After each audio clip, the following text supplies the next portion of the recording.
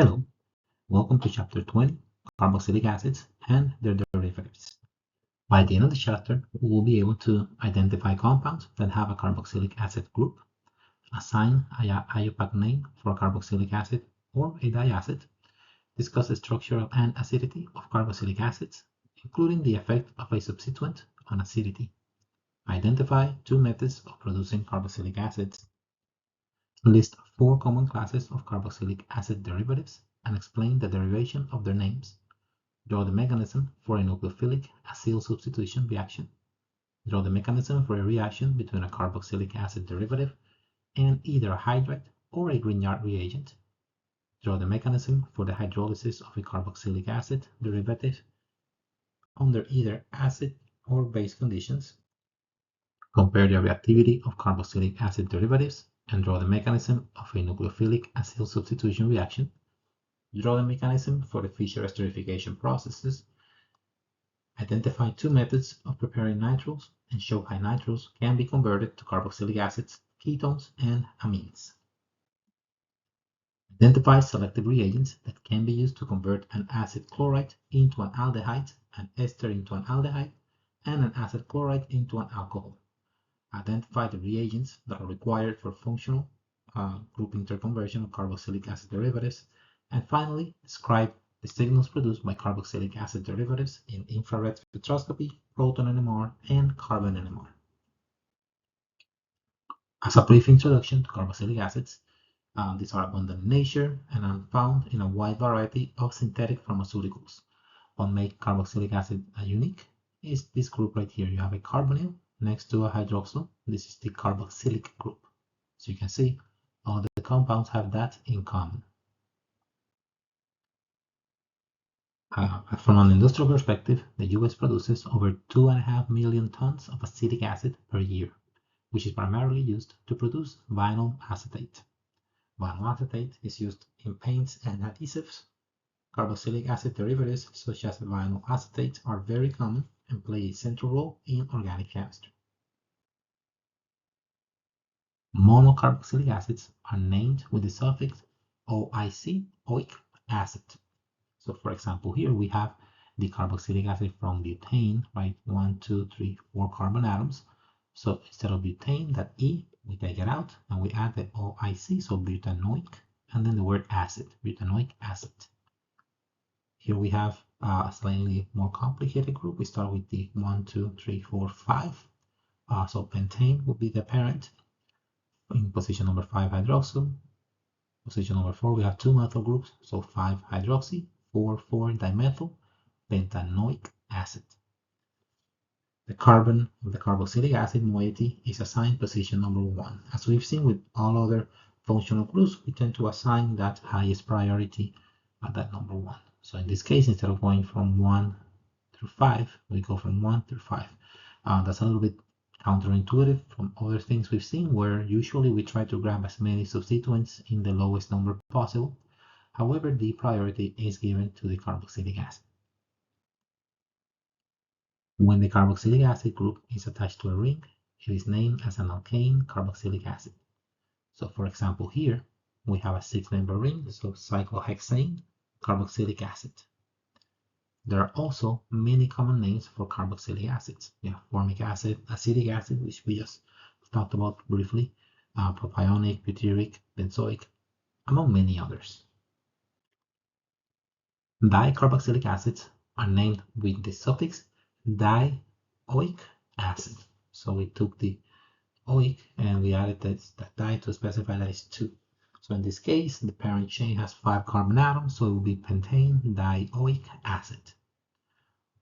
As you would expect, some dicarboxylic acids have common names, such as butyric, adipic, and pimelic acid. Just to give you an example, we have malonic acid, super common, oxalic acid, and succinic acid, just to name a few. So let's talk a little bit about the structure and properties of carboxylic acids.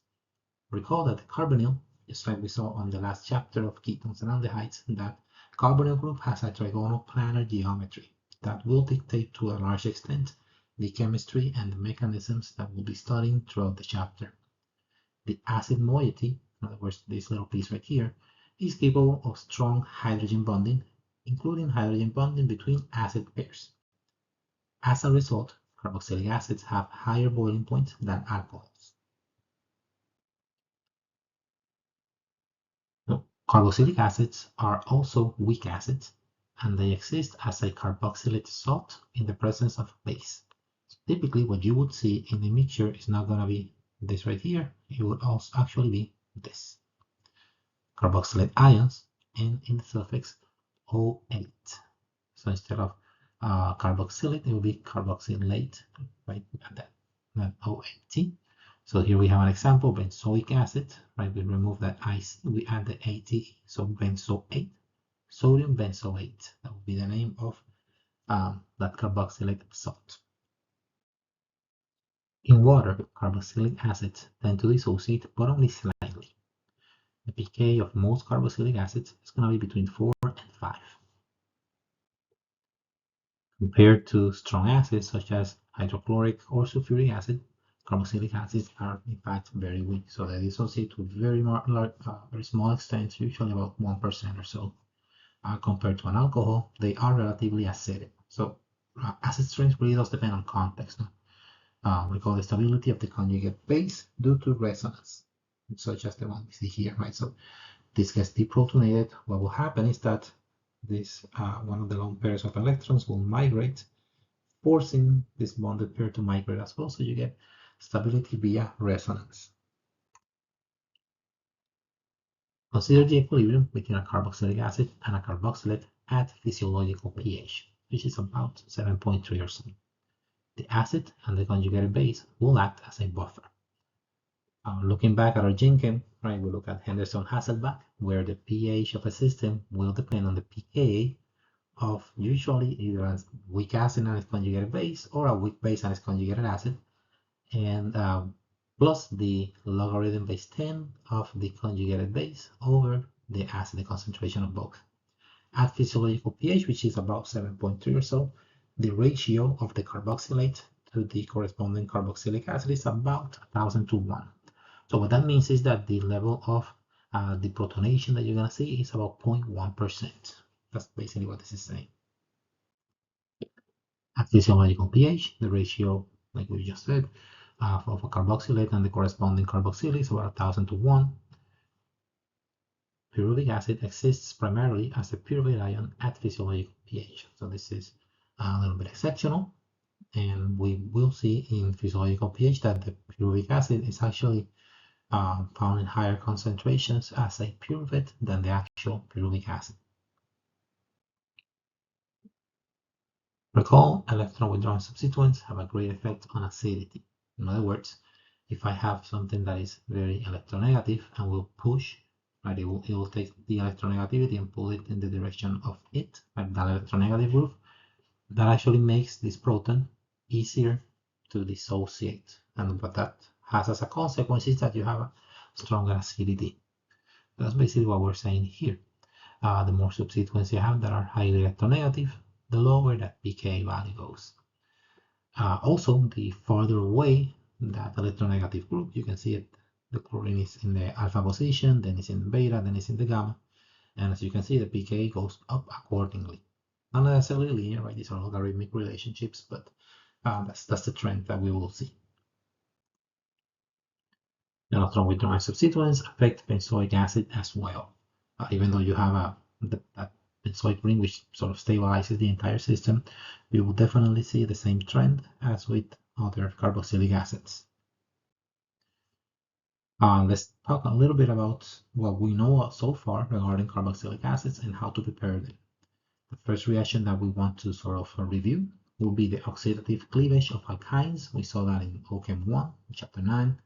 Oxidative cleavage will break an alkyne, the triple bond, forming two carboxylic acids, similar to what we have pictured here. Second reaction will be oxidation of primary alcohols. We saw that on our chapter regarding alcohols. A variety of strong oxidizing agents can be used to oxidize primary alcohols and produce carboxylates. Lastly, the oxidation of alkyl benzenes. We saw that in OCHEM 2. Any alkyl group on an aromatic ring will be completely oxidized to give benzoic acid. provided that the benzylic position is not quaternary. Two more reactions that produce carboxylic acid will be discussed in this chapter. Let's start with hydrolysis of nitriles. When you have a nitrile group, that carbon-nitrogen triple bond in the presence of acid and heat will yield the corresponding carboxylic acid.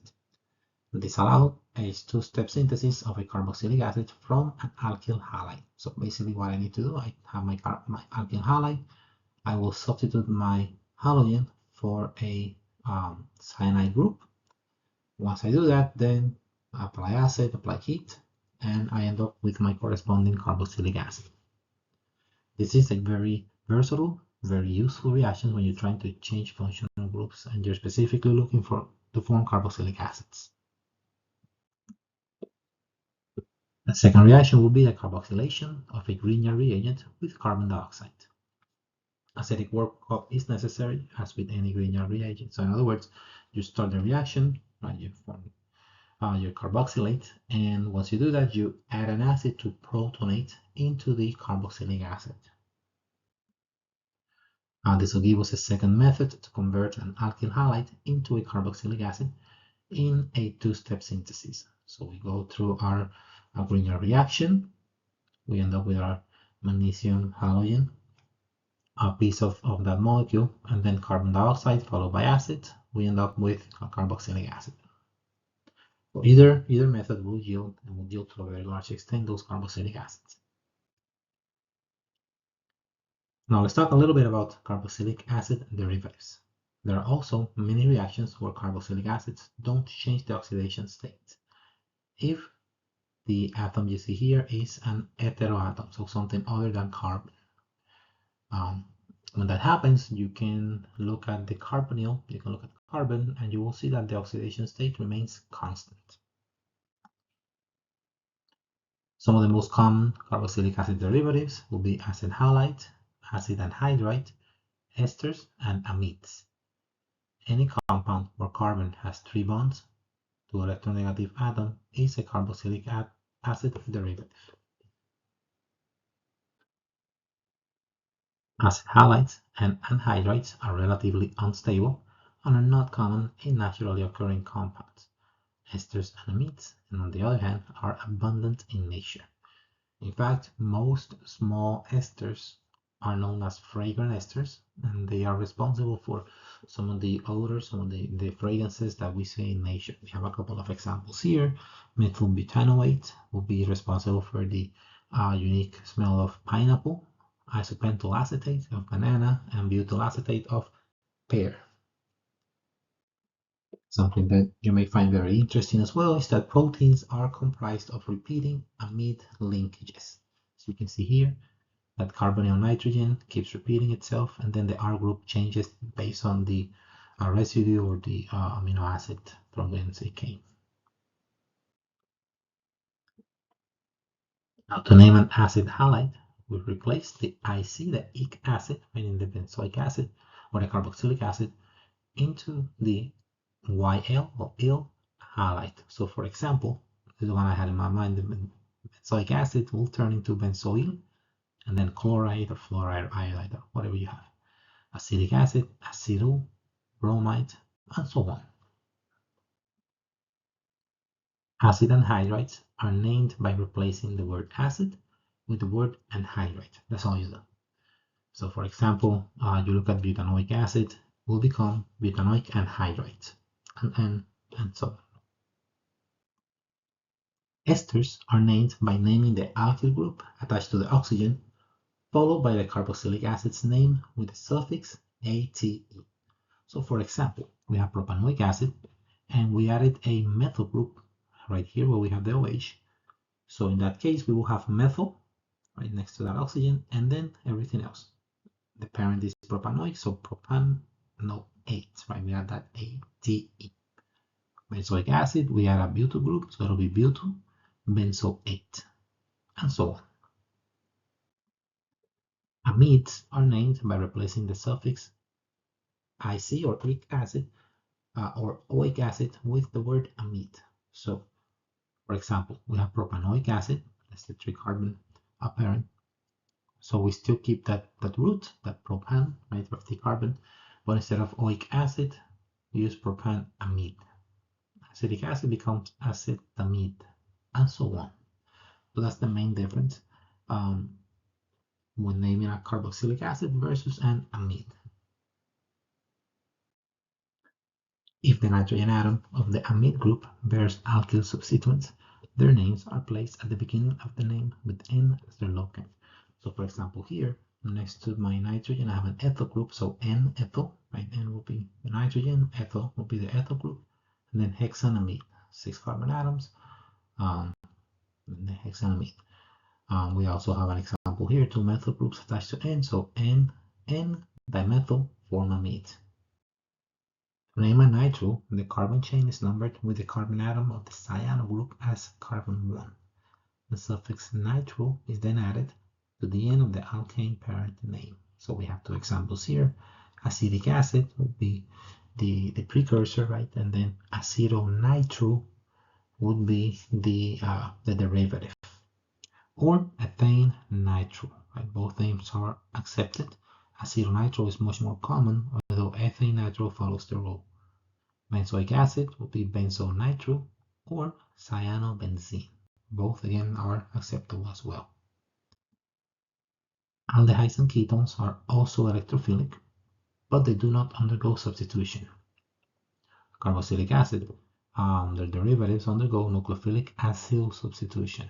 So you can see here we have that Z group, which is then substituted by a nucleophile.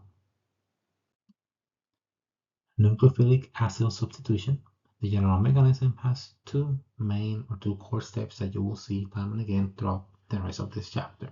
First is going to be the nucleophilic attack, and then the loss of the leaving group. Nucleophilic attacks the carbonyl, tetrahedral intermediate forms, then the carbonyl reforms via loss of a leaving group. Hydride and carbide generally cannot be expelled as leaving groups. As you can see, this is very similar to those SM1 mechanisms that we've seen a couple of times already. I have a specific example here for where you have that methoxy group attacking a lone pair, or double bond moves, becomes a lone pair, and then this right here becomes a very good leaving group.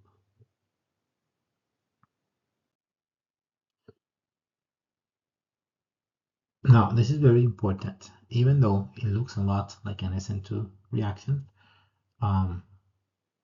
nucleophilic acyl substitution is not really an SN2 mechanism. It is not a concerted process, and sometimes a proton transfer will be necessary in the mechanism.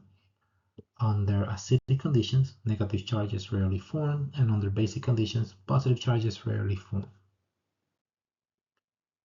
All the participants in the reaction mechanism should be consistent with the conditions employed. In other words, if I'm working under acidic conditions, I shouldn't be saying that there's a sodium hydroxide interacting or a strong base, because it really wouldn't make physical sense. The first step will not be the nucleophilic attack in the nucleophilic acid substitution, because a negatively charged oxygen will not be produced under acidic conditions, similar to what we see here. So this doesn't necessarily happen, and as you can see, looking at the reaction coordinate, the activation energy is just tremendous. It's just too large for this type of step to take place. So we have to think of an alternative. First step, under these specific conditions, would be the protonation of the carbonyl. That will make a lot more sense when you're dealing under acidic conditions, because you do have an excess of protons. Protonation is generally always the first step in an acyl substitution mechanism under acidic conditions. Right? Very important that we emphasize that acidic part. Nucleophilic attack on the protonated carbonyl makes much more sense under acidic conditions, as we just mentioned. No? The energy barrier, as you can see on the reaction coordinate, much more friendly. No? It's less challenging to overcome this barrier than the one we saw a couple of slides back. Under basic conditions, on the other hand, the carbonyl is not protonated first. That wouldn't make any sense. You really don't have any excess of protons for that to happen. The strong nucleophile would be attacking first instead, similar to this right here. Again, same Same reasoning, that activation energy is sort of the driver on these pathways, whether it's a acidic or a basic driven process. Esters can be reduced to alcohols with lithium aluminum hydrate. When you have an excess of lithium aluminum hydrate as a first step, then you generate these protons via adding acid. You end up with the corresponding alcohol. The mechanism, you can see it right here, becomes a nucleophilic attack at first, just like every other reduction we've seen with lithium aluminum hydrate, loss of the leaving group, a second nucleophilic attack for that second proton to go there, and lastly a protonation step. And as a result, you get your alcohol. Similar to how carboxylic acids can be converted to alcohols under lithium aluminum hydrate, amides and nitriles can be converted to amines. So it's the analog. Now instead of having an oxygen, you have a nitrogen. So instead of an alcohol, you will have amines. Esters can also react with a Grignard reagent to form a tertiary alcohol. This reaction and its mechanism are analogous to the reaction of an acid halide with Grignard reagents, which we'll see in just a second. We start off with a nucleophilic attack, followed by the loss of a leaving group. The group sort of just leaves. And then you get a second nucleophilic attack. Once the system stabilizes, you have the negative charge sort of comes here, forms a double bond, leaving group leaves. Now you're ready for another nucleophilic attack, followed by a protonation.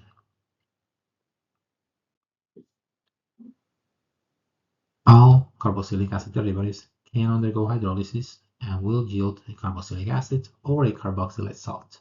That will depend on pKa and actual conditions. Typically, under acidic conditions, you end up with a carboxylic acid. Under basic conditions, you will get a mixture of your carboxylate and your carboxylic in equilibrium. Esters can undergo hydrolysis under basic conditions. This type of reaction, specifically, we call it saponification. It's very commonly used for making soap. Acidic workup is necessary to obtain the neutral carboxylic acid product at the very end, as we'll see in just a second. So in the mechanism of saponification under basic conditions, you have an excess of hydroxide. You start off with your nucleophilic attack. The electrons in the double pair, they move into the oxygen. After that, you have the loss of a leaving group. The leaving group leaves. Then from ester, you move to carboxylic. After that, you get a deprotonation step. You end up with the carboxylate. Esters can also be hydrolyzed under acidic conditions, in which case instead of the carboxylate, you will have the actual carboxylic acid, and the mechanism we'll see in just a second. In which case, we don't really start off with a nucleophilic attack, because as we saw, it doesn't really make sense for that to happen under acidic conditions. So instead, that first step is going to be a protonation step, and then you get a nucleophilic attack. After that, you get a deprotonation, followed by a protonation on a different site. For example, here you have the deprotonation of that water group. A pair of electrons migrate for charge stabilization, and then not here, but on a different site, you will get your protonation step, followed by the loss of the leaving group, giving you the protonated or the positively charged carboxylic acid. You get a second deprotonation step, this kind right here. And as a result, so you can see no charges, no carboxylate, you get the carboxylic acid instead. Amides can be hydrolyzed with hydronium, in other words, under acidic conditions, and you will be getting the carboxylic acid. The reaction is slow, requires high temperatures, and at these conditions, the products are favored at equilibrium because that NH3, that amine group, is protonated and not capable of acting like a nucleophile in the opposite direction. So it's sort of like a trap, basically.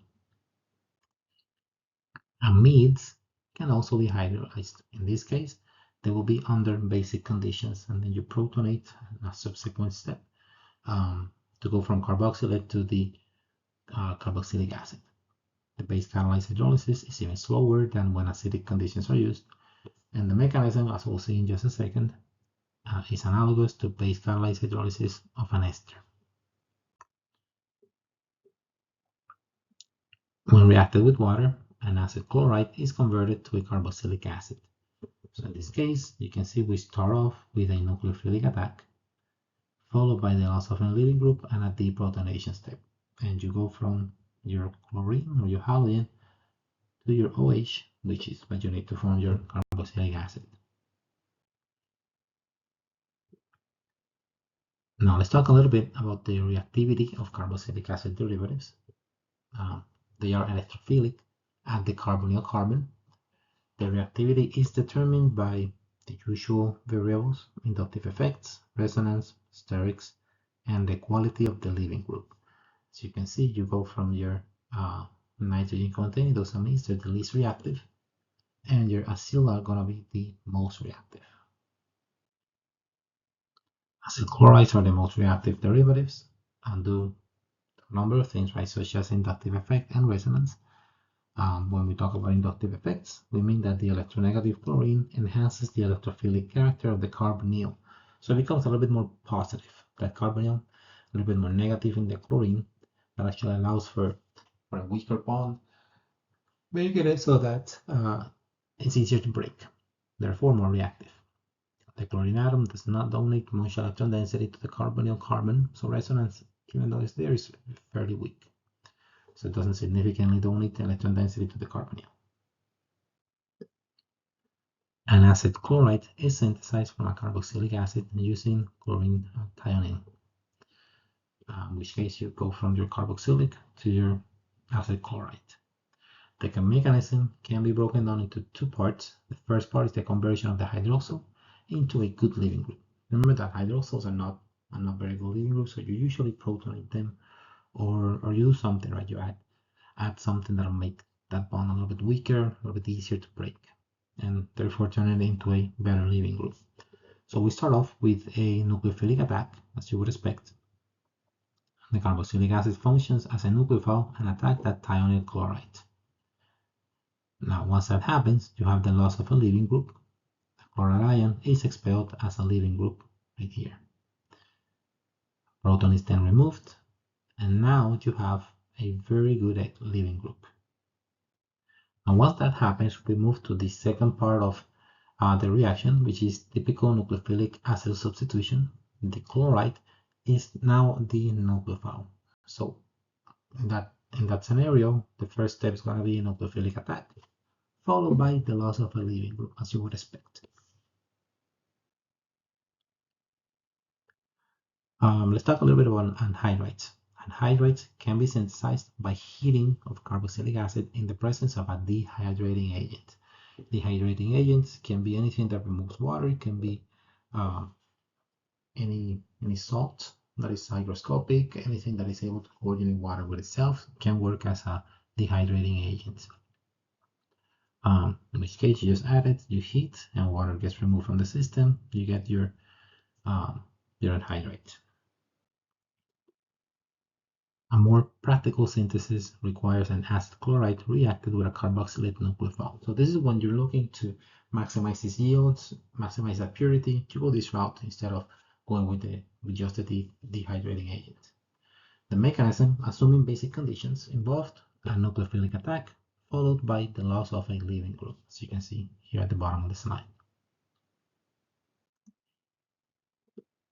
Esters can also be prepared by treating an acid chloride or anhydride with an alcohol, in which case you end up with the corresponding ester. Now let's talk a little bit about Fischer esterification. This is a very interesting, one of the most useful reactions that we have in organic chemistry. It combines a carboxylic acid and an alcohol using an acid catalyst. In lab conditions, usually a few drops of highly concentrated acid, typically sulfuric acid, and then whatever alcohol. You pick the alcohol based on the group that you want added here. You pick the carboxylic acid based on the amount that you want here. You can see that we have an equilibrium here. What that means is that once you form your ester, then that ester may go back to becoming an alcohol and a carboxylic until they reach an equilibrium. If you want to push the equilibrium to the right, you can either remove water as it forms, or you can add an excess of either of these. Typically in the industry, what we do is that we add an excess of alcohol because it's cheaper, no other reason.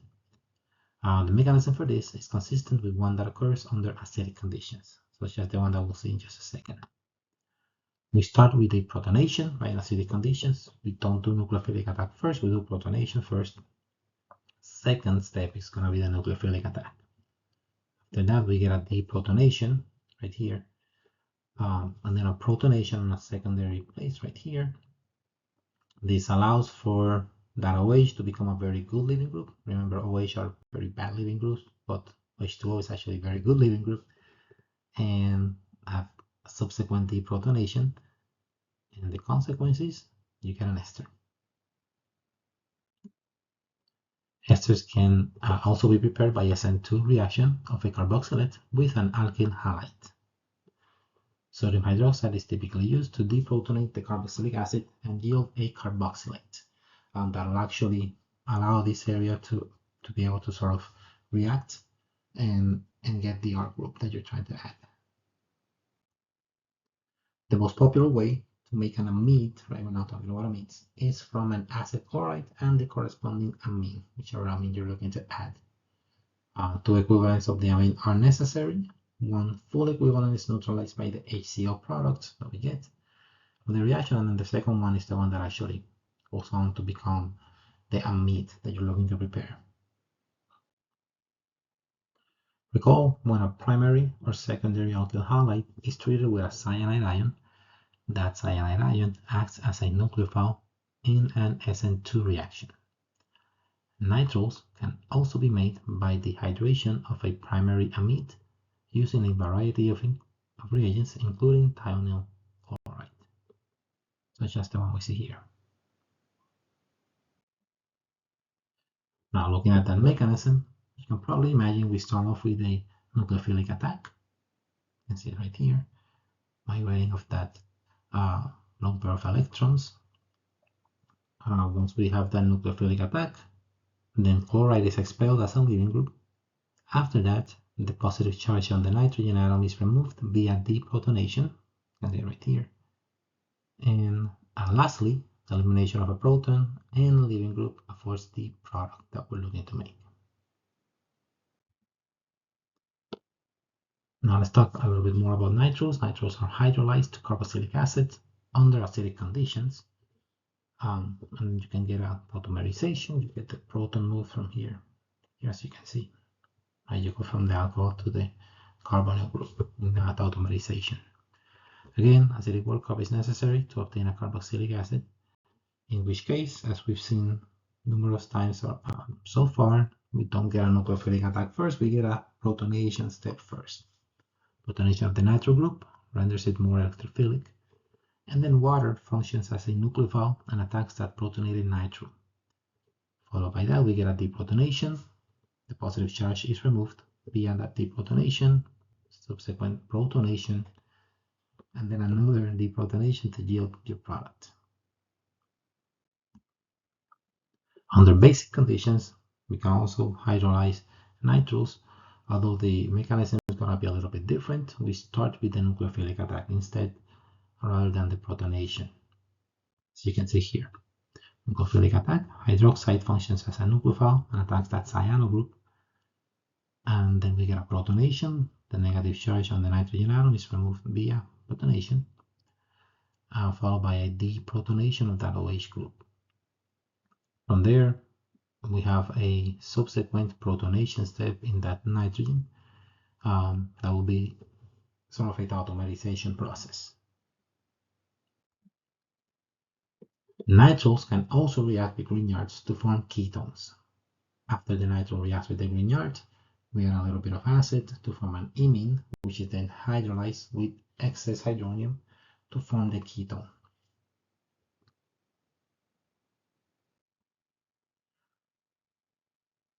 By using lithium 3-terbutoxyaluminum hydrate instead of lithium aluminum hydrate, the reduction can be stopped at the aldehyde, so we don't have to go all the way to the ketone.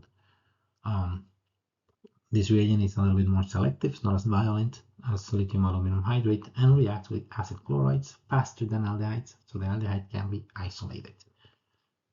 That actually is a good thing. By adding all these bulky groups, you make the kinetics a little bit slower, as well as stabilizing that aldehyde. The Gilman reagent, which is a little bit different, we have two alkyl groups and a copper in between them, so lithium. Lithium dialkyl cuprate can be used instead of a Grignard reagent.